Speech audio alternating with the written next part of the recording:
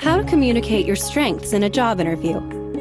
You know this is the job for you. Here's how to convince the person doing the hiring.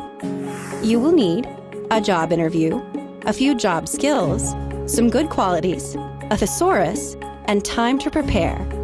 Step 1. Determine what your strengths are.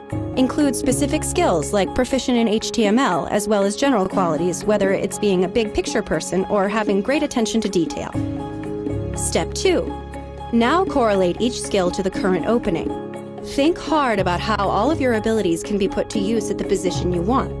Ask friends and coworkers what they see as your strengths. Their answers might help you see yourself in a new light. Step 3. Prepare for difficult questions. If you quit your last job to follow a band on tour, be ready to put a positive spin on it. Perhaps you are considering writing a book about the experience rather than just goofing off. Step 4. Get out the thesaurus and look for words to describe your attributes that aren't as cliched as hardworking, dedicated, and team player. Or else you might as well say, I work hard, yada yada yada.